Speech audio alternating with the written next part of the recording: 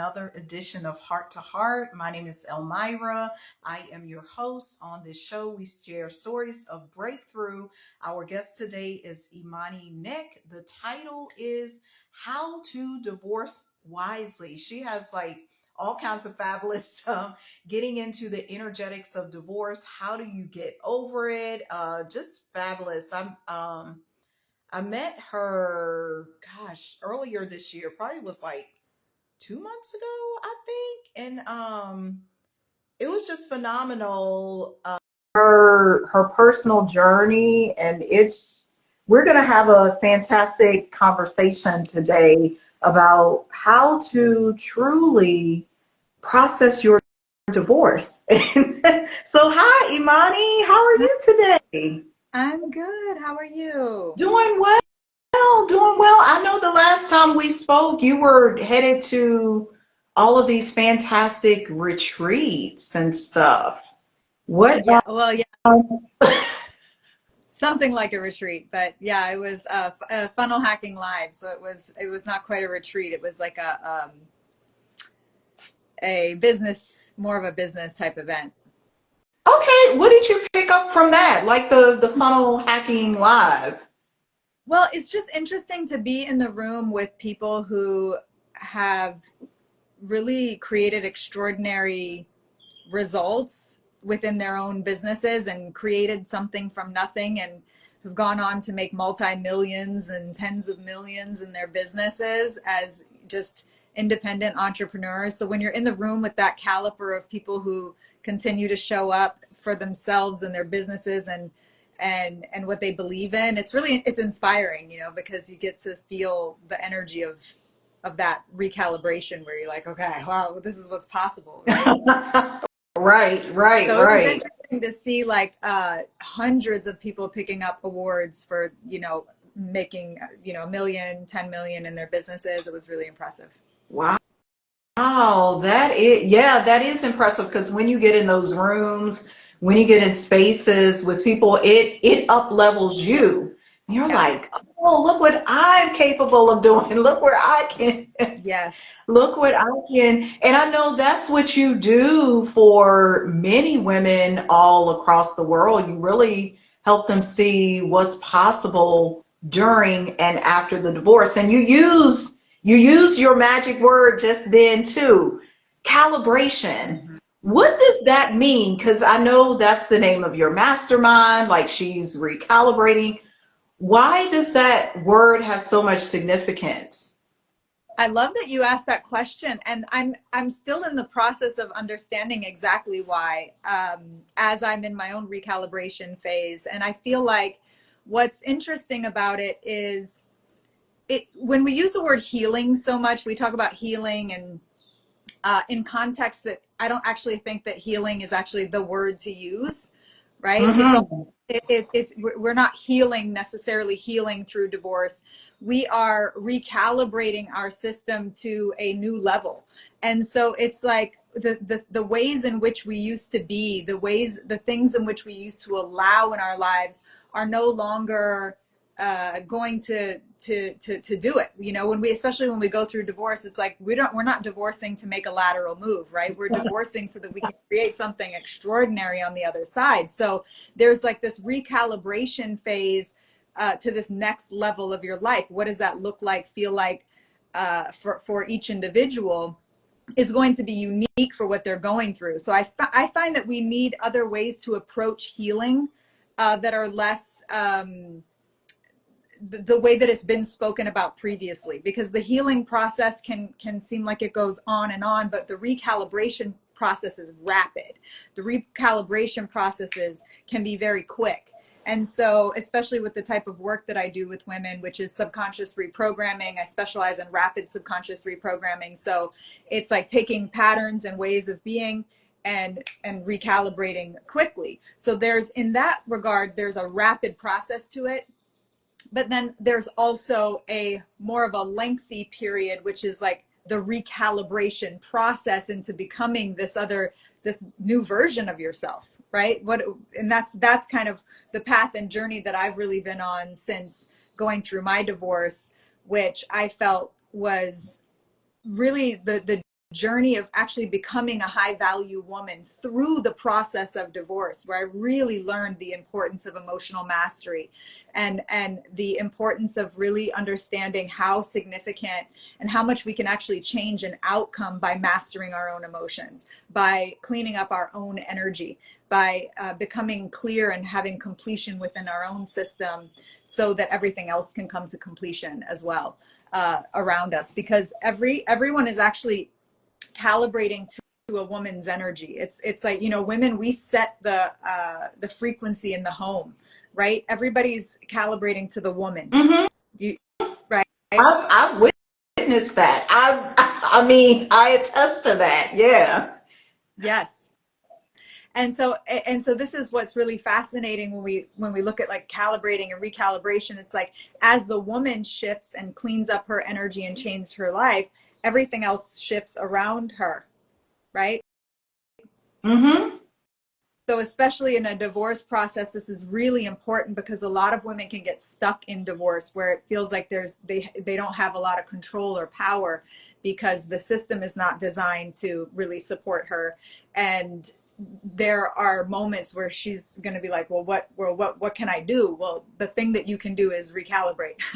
What you can do now is to clean up your own energy and calibrate your own frequency, and now we can have different results on the outside. The world will shift around you. So it's really extraordinary, the work that I'm doing with women in this mastermind. Yeah, like the process you described is remarkable, because what you stated is what we witness on a daily basis as women. Our environments do calibrate to our energy, to our tone, to our temperature. So why would we not apply that to the divorce situation, instead of being the victim, so to speak, like, oh, the lawyer said this, or oh, the person, my ex said this, so it has to be that way. Why don't I empower myself? How did you come to that place to really see this power, to see that energetic power was there?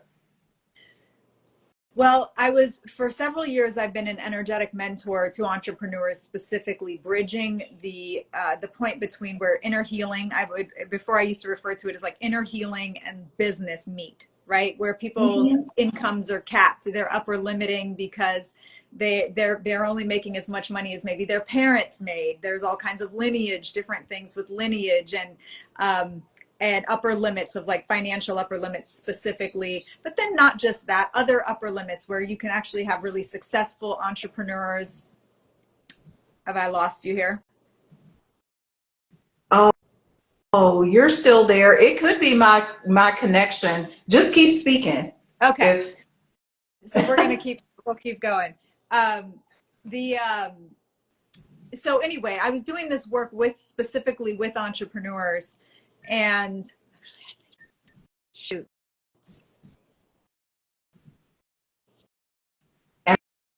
am I still here for you, Imani?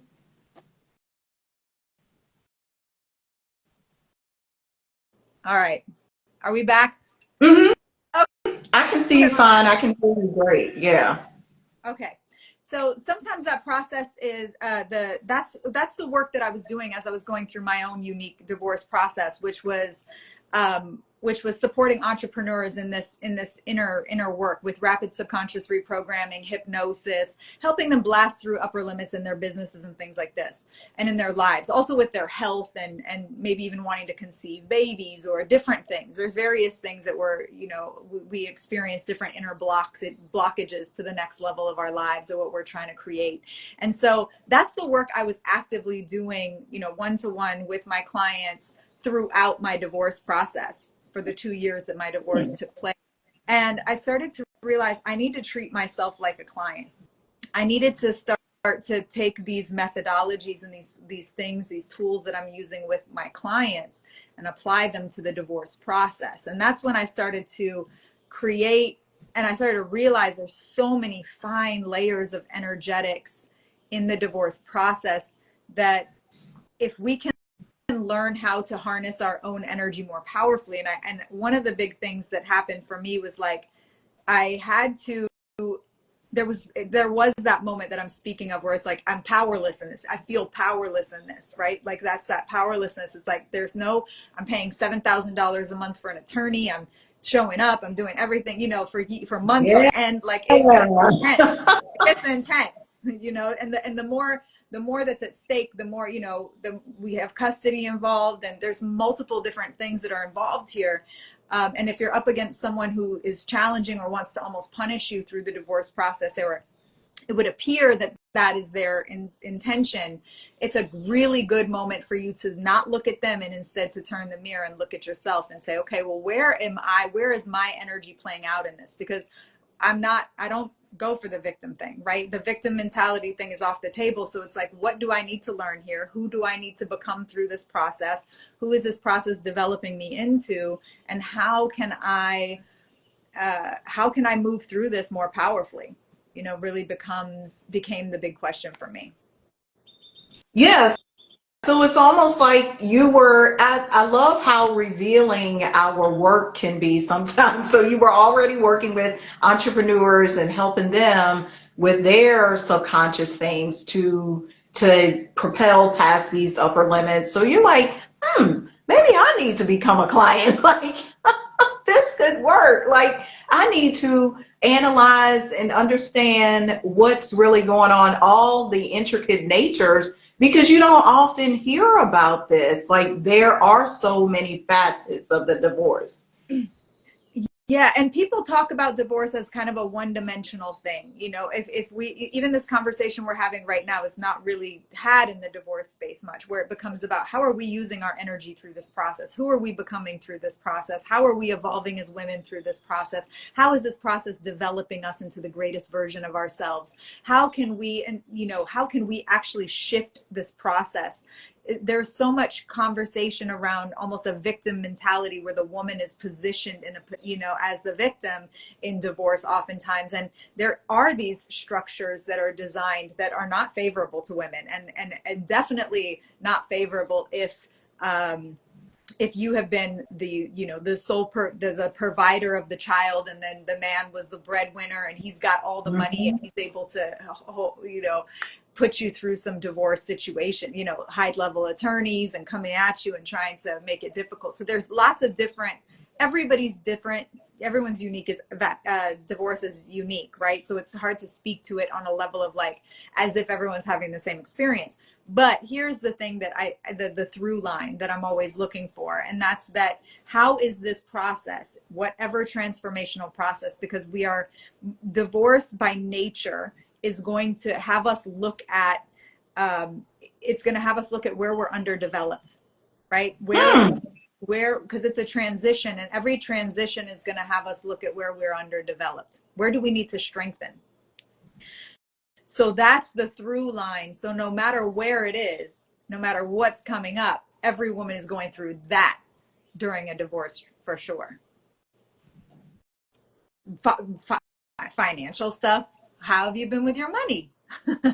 How safe, secure, and stable do you feel within your own body and your own life?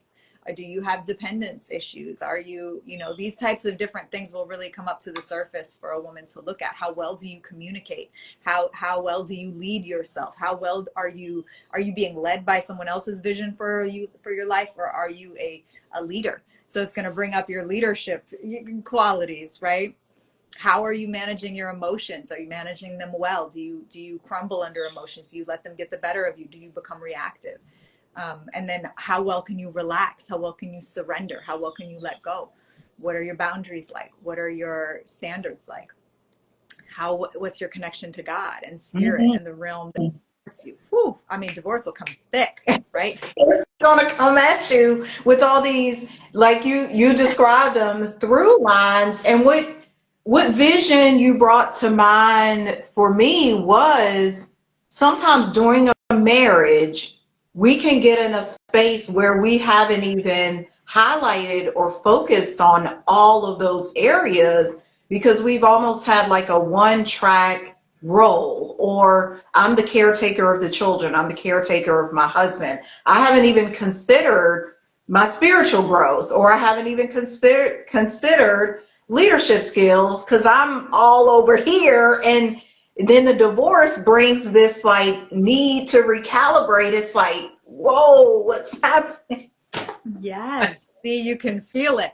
And but there's this rise that's in the collective of women right now. So this is also part of the collective consciousness where women, we are remembering our power, we're awakening to our power, and this process can be extremely uncomfortable, right? Like awakening, spiritual awakening, Mhm. coming online with our power, learning to connect our hearts with our throat chakra, all these different elements that are rising up, right? It can become incredibly disorienting.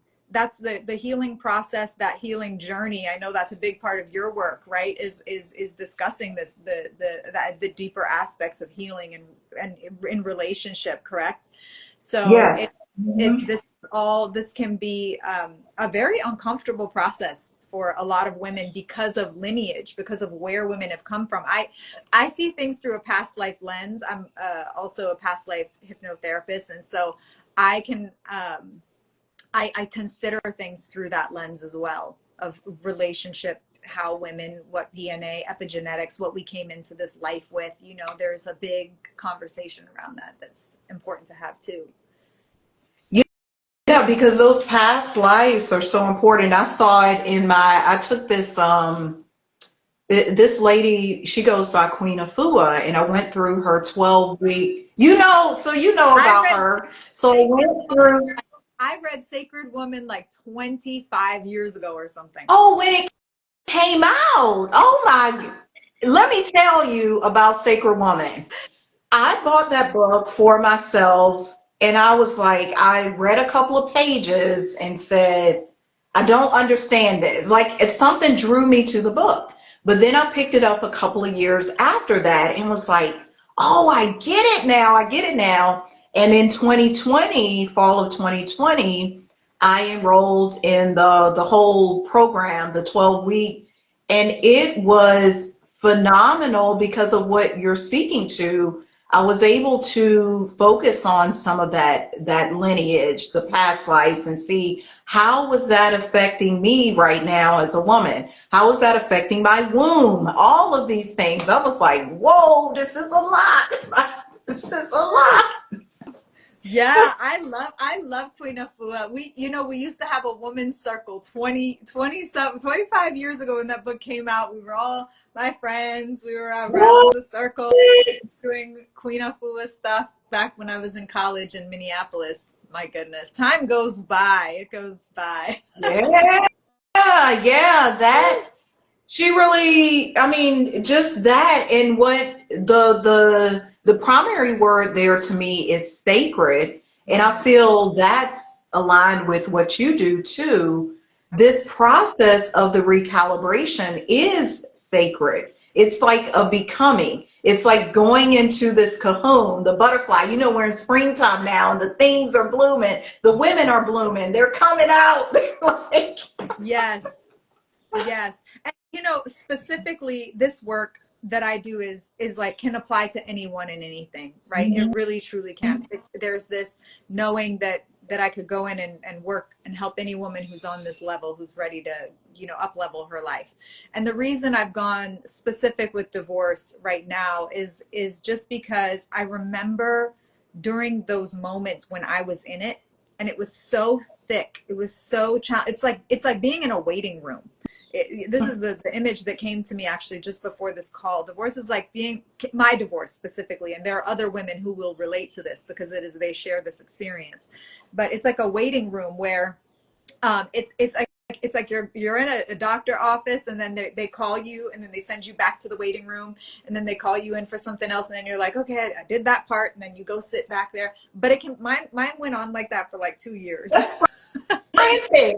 It's frantic. It's It's like, okay, what's happening? and but it's everything, it's all of those emotions. And so when you're in that space where it's like, well, what do I do now? Well, now is when you really get to do your work, because that time that you have, a lot of people think, okay, when I sign the divorce papers, I'll be done and I can move on. And it doesn't work like that. It actually does not work like that. What ends up happening is you really recreate patterns because you haven't done the actual real work, energetic recalibration work within your own system to Mm-hmm. become someone new. We could talk about this in identity, you know, becoming a new identity and like, but new behaviors that align with that particular identity. But it's not to do that in the mind. It's for the body to calibrate to that on a cellular level, to actually become someone new so that it's effortless, right? And that is a process that there is some that when you're in that waiting room, right, when you're in that liminal space between, you're talking about like the becoming and the unbecoming, right? So like you have to be in that unbecoming before you can become, because for some of us it's like, for our dear life, we're not going back to that. We're never going back to that that kind of relationship ever again. So we need to actually become someone new so that we don't ever have that attraction point ever Right. again. And so you'll see a lot of people, they'll just start dating in divorce, or they'll start, you know, like they're on to the next one, or they, you know, just jump back into something straight away. I have clients like that who have even been in the process and they're still not divorced and they're dating. And I'm like, no, no, no. Like, this is not how we do things. This is not good. No. This is not No, this is like, this recalibration process is a sacred process, and it is one that you need to show up for. But if you do that, what comes next, like what's on the other side, is so extraordinary. There's nothing you can't be, do, or have, truly. And it's important to be in alignment with what it is that the life you really want, to have that vision for yourself, because nobody's going to come and give you that vision. That vision is on you, you know? good. Yeah, the vision, it's on you, and you can't just pop out and say, "Oh, I'm gonna date right now." And but where are you? What is you? And I love what you pointed out. You have to become a new cellular being, like down to your cells. It's not just, "Oh, I'm gonna put on some makeup, or I'm gonna get new hair, I'm gonna get me some new clothes on the exterior." It at the core of yourself, at the energetics of yourself, at the heart of yourself, who do you need to be, or who do you even envision yourself to be? And the beauty of it to me is you have the liberty to choose, to select who you want to be. Yes, and to not just go default it. A lot of people just go default it. They're like, default mode, I'm just gonna get through this, sign the papers, move on.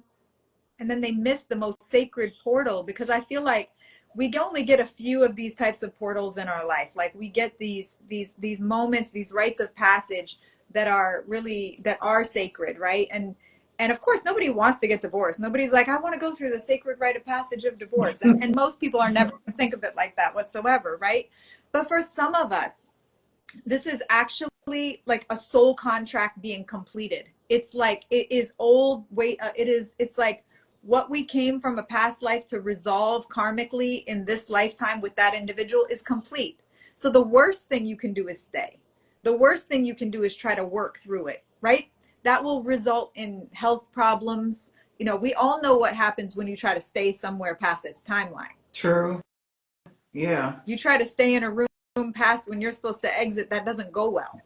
And you're going to keep getting the signs like, get out, exit the thing. And then the Yeah. house could be burning, and All some of it. people are like, no, I'm still going to stay in here. Is that a sign? Is that? You better watch the signs and listen before you burn up. Like this is not But good. then we get into other things like the fear that women have, the financial dependency that women have on, you know, on situations, the distrust in oneself to be able to fully provide for herself, or on this kind of level. There's so many different layers, you know. I mean, I even remember in my marriage, because my marriage wasn't like a bad marriage. I didn't have like a bad marriage, you know. Right. It Right. wasn't like I needed to escape something so dire. And that's what makes some of it can even be more intense, is because it's subtle. That exit maybe isn't quite such a burn, but it's like a knowing, this is not where I'm meant to be. This is not the timeline. This isn't it. Mm-hmm. And so it can be subtle, and you can have the house and the cars and the kids and and the hot man and the finances and feel like, and you can have all of that and still you're like, this is not where I'm meant to be. That we don't really talk about that a lot. And women, there are women like that. It's one thing to leave a wildly abusive relationship, but it's another one to leave a subtly abusive one. It's another thing to leave, the undertone of abuse where you're not really respected or truly valued, to the level that you're meant to be. This is a whole nother level of conversation.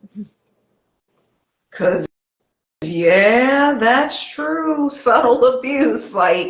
Like you're not even, we started out this conversation speaking about being at that high level conference or convention.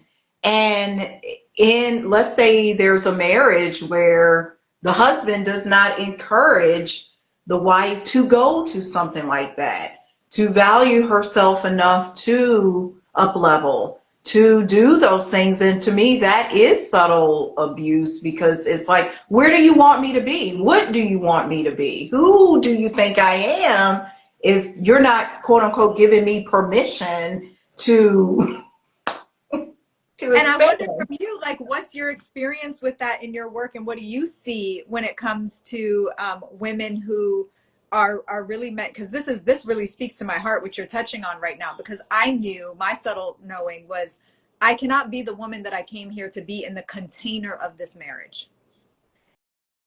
And so, and also to do the work that I'm actually intended to do in this world, in this lifetime. Mm-hmm. And so I'm curious from your perspective and in the work that you're doing, how you see women navigating that when the man actually doesn't want her to shine that much. He really doesn't want her to outgrow him. His deeper fear is this woman is going to outgrow this container and this of who I am in this marriage, right? Like, that's their fear. But I'm wondering if you can speak to that a little bit more, because I'm curious. Yeah, well, I can speak to it personally because that's kind of what came up for me and I've seen this with clients too.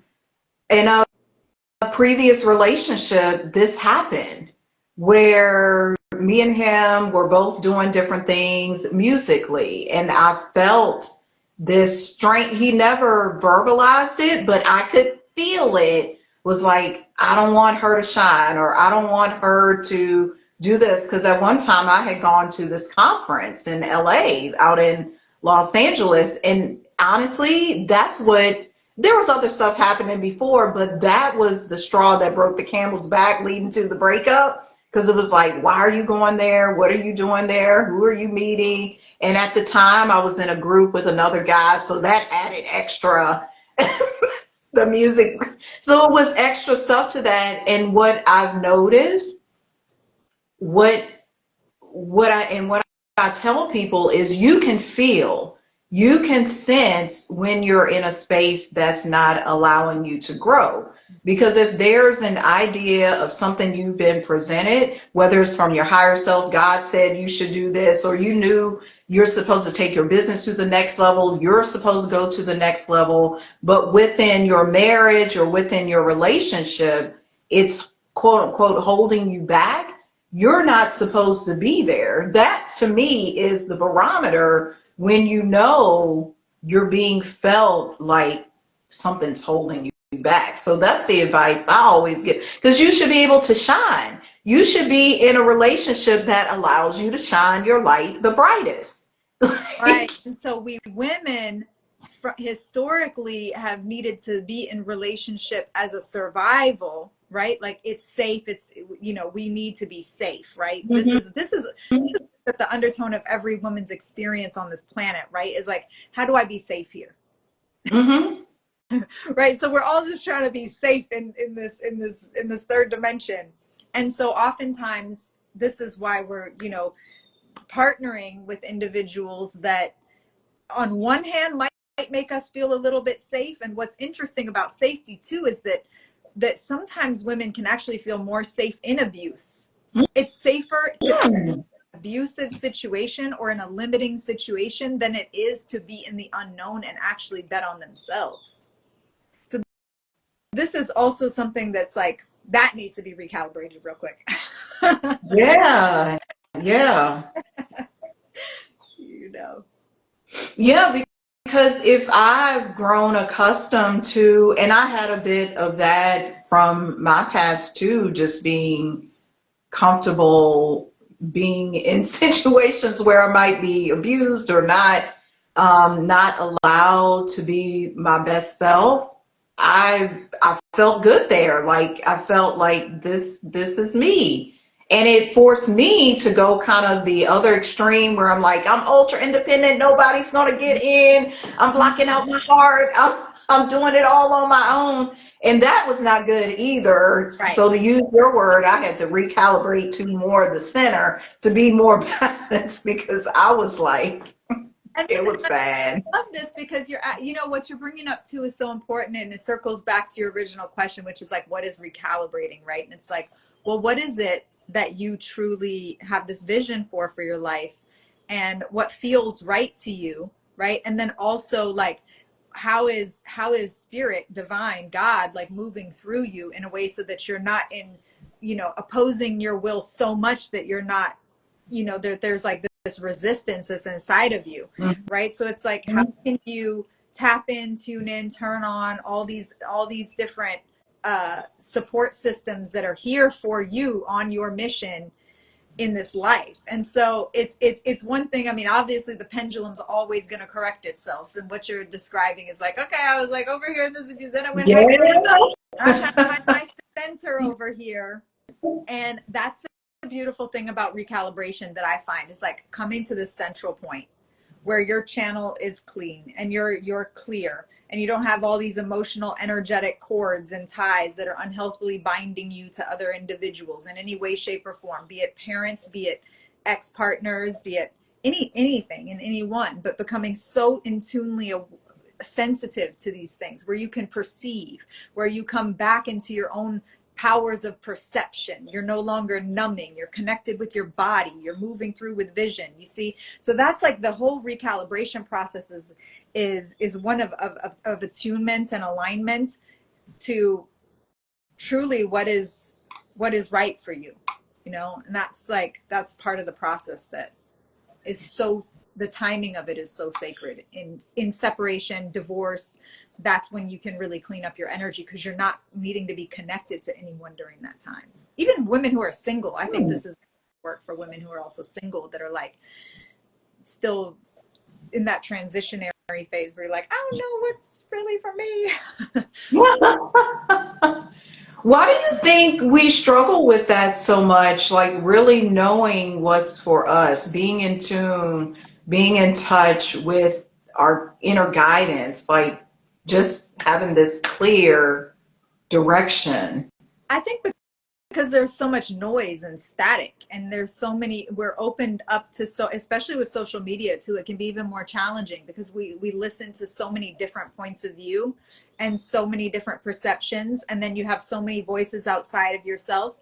And so oftentimes we were also historically taught that the authority is outside of ourselves, whether it's the church, whether it's the doctor, whether it's this teacher. Like, it's always somebody other than you that has the knowing, right? You need information, you go to somebody else. Like, you go get, it's like, this is, so we were never told when we were younger, we were never really taught, like, how do we truly trust our own inner knowing? Right?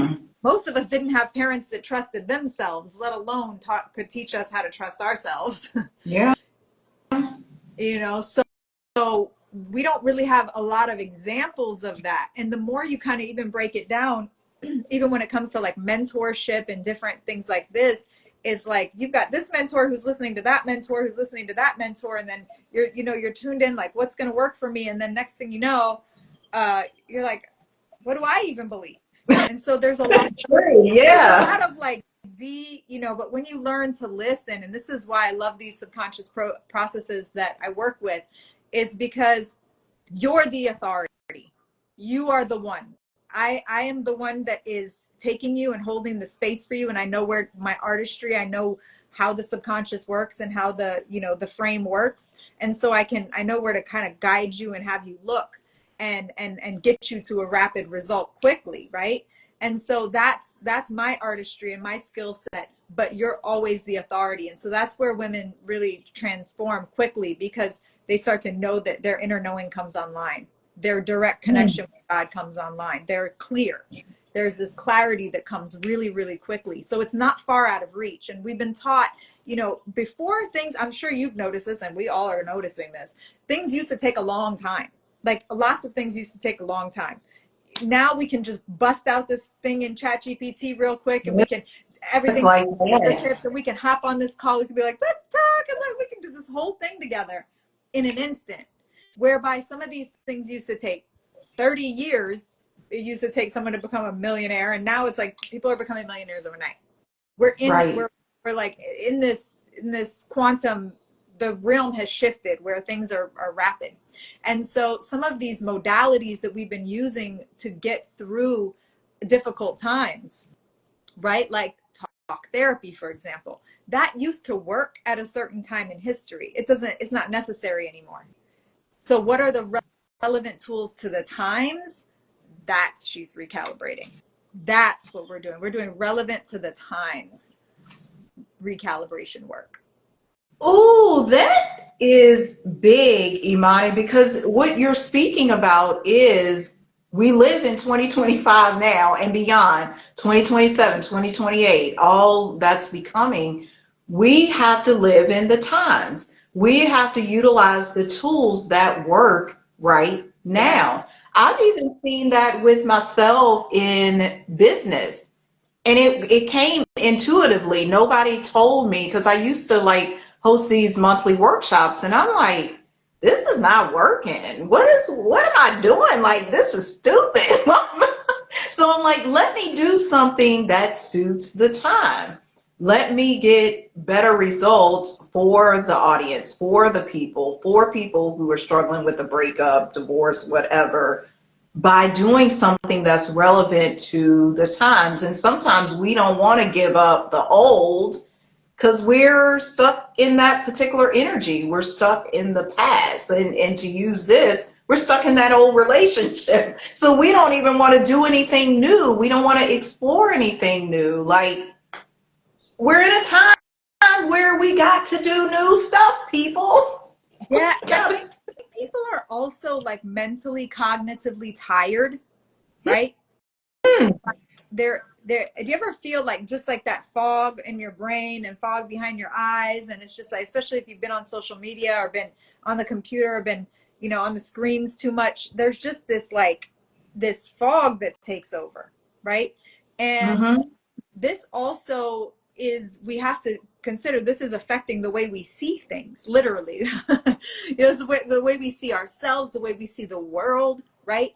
And so I do think that it's important for us to be able to disconnect and spend more time inward, but in a way that is, you know, this is what I see is like we don't want to sit for hours and meditate. Like this is not something that really works with our times right now, right? Especially for us women, we have responsibilities. We have children that need food, perhaps. We have, especially like in my personal position, I'm taking my son to school, picking him up, making food, seeing my Mm-hmm. clients, like, you know, changing lives in between.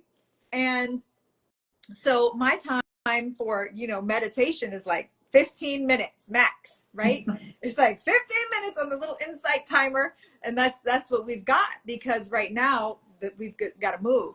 But when it comes to like the way in which people need results and need to shift and need to change and overcome things, so we're not spinning our wheels. This is something that I'm really, my work is really designed to stop women from spinning their wheels. This is the main thing, because women will spin for years with the same Mm. problem and not even realize it. Mm. How many people do you know that are still going on about the same stuff as they were last year? Many. I mean, many. Right. And so after one session with me, they are not going about that anymore. Like it's done. Give me Mm-hmm. minutes to 1 hour, depending on how clear they are. 20 minutes to 1 hour, you're done with that thing. You will no longer spin your wheels about that thing. That's the recalibration. Now you're on to the next level. Okay, now it starts to become like Mario Brothers. You're like, okay, deep. You're on to the Like next jumping level. all over Right? the. You're like, oh my God, just go through this thing and I'll go through this portal and come out the other side and pop, like mushroom, So this is like, this, and it gets to be fun, because healing work can feel so heavy, right? That's what I've always said. Healing is fun. Like that's one of my monikers. I'm like, this is. If you work with someone that makes it fun, it's really, it can be so fun. But a never ending process. So we don't want women to get stuck in that healing thing. I'm really careful with that word. I'm with you because I listened to this other coach. Her name is Dehesa, and one of the things she says, highlighting on what you just mentioned about healing, she's like, I'm not removing any blocks. I'm not doing because she had got into a place where she was just always searching for the next block. What's the next block? Oh my gosh, I got the money block now. I got the love block. Now I've discovered the deeper love block. So now I gotta heal that one. She's like, none of it. She's like, we don't have blocks, people. Stop telling yourself you have blocks because what you're gonna see is blocks. I said, wow, this Well, is incredible. I get where she's going with that, but also when you feel one, and they Yes. are, Oh, true. Yeah, they are actually truthfully. in the energetic realm. They literally are blocks. Like they can appear as boulders. Like that's real. I get what she's saying. Her point is really important because it's like don't get on this like where you're constantly just looking for the next block so that you can, it's like a block. It's Yeah, like that's because she like the was treating it like the game, like the Super Mario Mario. She was world. like, I got a block. I got to get over a block. It's a new block. It's a new block. But yeah, you're right. Energetically, it does show up that way. They Like do. we do have those Energetic things. blocks are indeed real, but the thing is that when you know how to work with them, with the energy that's present, right? It's just working about with the energy that's present. It's not like searching for blocks, but it's like, okay, I'm on to this. This is I'm working on this thing. And then as I've come up to this thing, I found this energy of resistance, right? Where it Mm-hmm. feels like some contraction is here. It feels like, and this is always going to happen in the expansion. You're going to have the contraction. You're building the muscle. It's just, this is nature, right? This is how it's going to be: expansion, contraction. So that contraction, in that contraction, if you feel into it and you get subtle with the energy, you might feel, okay, this is presenting as a block, as a boulder, as like a barrier between me and my goal. And so then you become curious about this and you investigate it, and then you will find that this is actually the supportive aspect. It's something that's come through to support you. It has information for you. It wants you to know things, how to integrate that. Everything is about integration. At the end of the day, like we don't, when people say like, it's like a part of you must die, or a part of you must, you have to Mm-hmm. let a part of you go. In my work, I don't observe that. In my work, I observe that it's integrating. It's the fusion of oneness. So it's when there's separateness that there is conflict. And so in the energetic realm, it's everything merges. And so that's when it comes to wholeness, because if everything is one, then that's what we're doing. We're not like banishing part of our younger self off to the side, right? We're not like, my little girl must die, like this part of me must die, this old identity must die. No, it's integrating into the oneness of your being, and then now it feels cohesive. It doesn't feel like I'm at conflict with this part of myself anymore. Yeah, because you don't want to be in conflict. You want to integrate. You want to have all pieces of yourself whole and together so you can move because I don't want to lose any pieces. I don't want to be disjointed. I want to be whole. Intuitive Queen said, "I love this conversation so much." Yeah, Wait, it's an Intuitive important. Queen, you know Intuitive Queen? No, she's on here. Oh, Intuitive Queen, she's on here. Oh, Do hi. you know? Do you know the Intuitive Queen? Yes, I love her. She's my friend. Yeah, I can't she's say on that. here listening. Yeah, she's on here listening in. But yeah, Imani, it's so we have to integrate. And sometimes I feel like when we go through a divorce, when we go through a breakup, it's like ditching the past. Like Because I see it with clients and I saw it with myself. It's like, I don't want to face that anymore. I got to let it go. And in order for me to move on, I got to, no, we don't. We can integrate. We can pull it all together. I never phrased it that way, but I like that.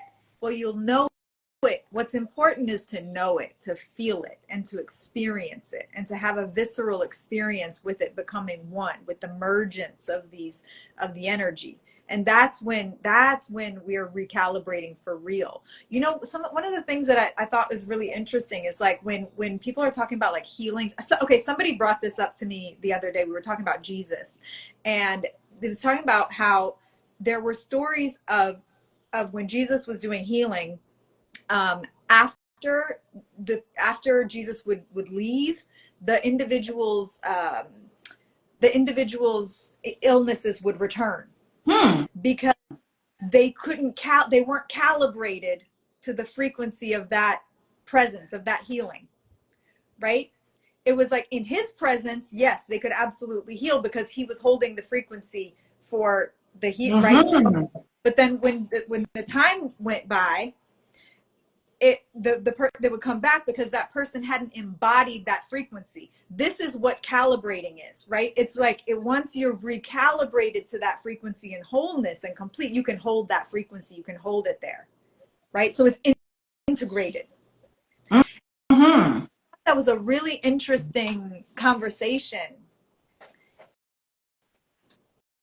I love this because what it brought to mind for me, I tutor massage students now because I help them pass their national exam because I was massage therapist and had my business for massage therapy. I think I told you for 15 years, and what I've seen is just that. In my presence, they're like, oh, yes, I'm relaxed, no text anxiety, I know my stuff. And I was actually explaining this to one of my students on yesterday to speak to your point, because I was letting her know you got to do this on your own. Like, yeah, you're here with me and you can feel good and you know all the answers and you know all the stuff. But the thing is, you have to be confident on your own because I'm not going to be there.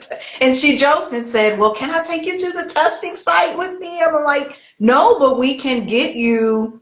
That's the purpose of these sessions, is to get you in your body, in your mind, in your spirit, feeling confident. So you go and take this test as the new confident you, where you Yeah. don't need me. Yes, I'm your guide, but you But that's shouldn't need the me. thing, right? It's like because we're calibrated to a specific frequency, right? We're attuned. This is how we are vibrating. When other people come into our field, they their calibration rises, right? So their energy rises, their frequency rises, right? And then it's like you slip. This is why you have to be so careful what we do with our energy, right? Because if we go hang around with other people who are like stuck in survival mode and really Mhm. struggling and a hard time, that frequency could like start to bring us in, until we're truly recalibrated to our own energy. We can be more vulnerable to other people's shifts. I think of it like the cross. You know why the cross really resonates for me is because it's like we're picking up on these, there's all kinds of radio signals, right? And if we go this way, we can attune to, we can like pick up the signal over here. And this is where you were also asking about why it's hard for people to trust themselves, right? Because there's signals here, there's signals there, there's signals there, like whichever direction we go, like there's all these different signals. But the signal we want to be attuned to is like grounded on earth, open in the heart, and open to the light, right? Like anchored in the heart, open to the light, like receiving light. And so that's it. That's the signal that we want. That's the alignment that we want. That's what people always say when we're like, are you in alignment? Or Yeah. here, Yeah. listening to that and picking up on this and doing that, giving your energy over there, right? So it is about becoming really discerning about how we use our energy. And that cross is I never thought about the cross that way. And I grew up next to the church, so I saw the cross literally down the lane, my family, a little familial history, the church purchased the land from my ancestors. So like where I grew up Oh, was wow. right next to the church. So now I'm looking at the cross differently That, because it is just like you said, it's the straight up and down this way. I need to be centered. yes, I need to be at that intersection where you have this. That's my set point. I don't yes, need to be over here because Donald Trump said this, and then Gabor Mate said this, so now I'm going to follow him. Now so and so said this, Oprah said that, so now I got to follow Oprah. Well, no, what about Elmira? What about Imani? Like, yes. I need to be in line. And then the truth will always activate just more of you. That's how I think of it. It's like, does this feel like it brought more of me online, or does it feel like I'm meant to subscribe to what somebody else is really thinking, or what's working for somebody else, or what? But what has me at the center of this work? Like, and that's what I look for. If there's any sort of period of transformation, or someone is seeking transformation, it's that you must be the center point of that transformation, not somebody else. Right. Right? It's like, are you picking up on a methodology or an ideology of somebody else, or is it actually like, no, this is attuning me to me. I'm attuning to me. I'm remembering who I am. I'm feeling my cells tingle again. I'm viscerally experiencing the world in a new way. That's how we know truth, because it comes from the inside out, not from the outside in, right? And just what you stated, it's a feeling too. You can feel the tingling. You can feel your cells. You can feel the energy moving through your body. Like, it's like, this is exciting. I'm alive. Like, And that's it. That joy to be alive, really, that's the beautiful thing, is the joy to be alive. When we can, there's been times where I'm like, I do not feel joyful to be alive. Like, that's the thing. Then I'll just focus on recalibrating that real quick, because that's Mhm. big one, especially through divorce. It can really go, women, we really go through it, because it can be really hard. And one of the things I did want to share in here, for some reason it keeps coming, like someone's going to listen to this, and I observed this in myself, and I also observed this in clients. As the process is taking place, it's like, even when you knew that relationship or that person wasn't good for you, um, you still miss them. There's a period where Mm. you can still miss them, and and this goes back to when we were talking about those survival patterns, and like why it feels safer in what's familiar, right? And so if a woman's listening to this and she's in that phase where she's like, why am I missing the person that was my abuser, or someone that wasn't good for me, right? It's like, this is totally normal, and it is not a sign to go back. Spirit was like, say that on this call. I don't know why, but somebody is going to hear that, and this is going to resonate with them, because that is so important. Yeah. Missing someone is not a sign to reach out to them. Say that again.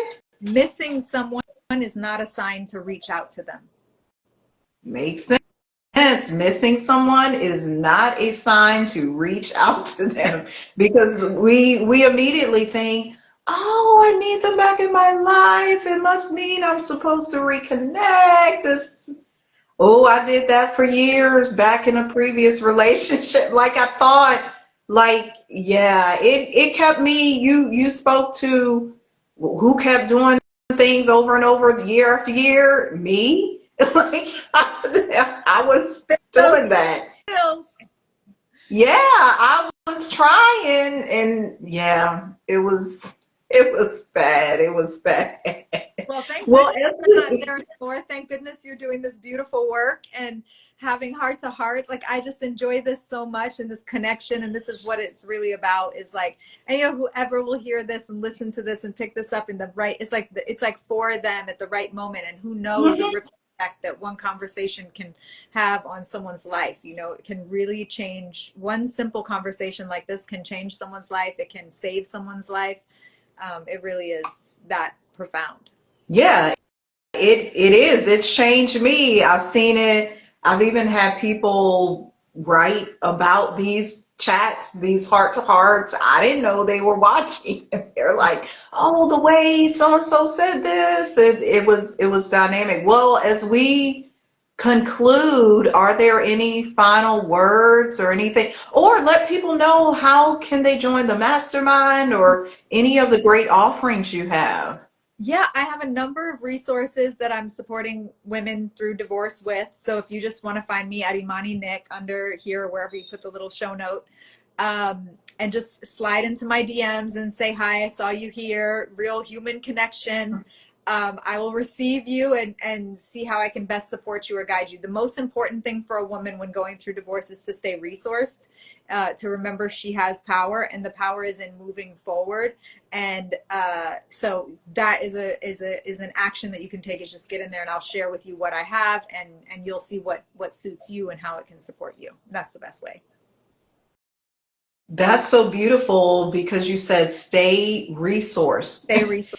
Get your resource, get in the company of people who have tools, who have things you can use through this process. And Yes. Imani, this was lovely. Thank you, thank you, thank you, thank you. You're just doing all the good work, helping all the people. So Helping the ones who come through. This is like the beginning. yeah. You know, I'm 7 months post divorce myself, so I'm just getting started into this work on with specific to the women for divorce. So it's a really exciting time. I'm excited to see what happens. Thank you. Okay, bye everybody. This has been another edition of Heart to Heart. We'll see you next time. Bye. Bye.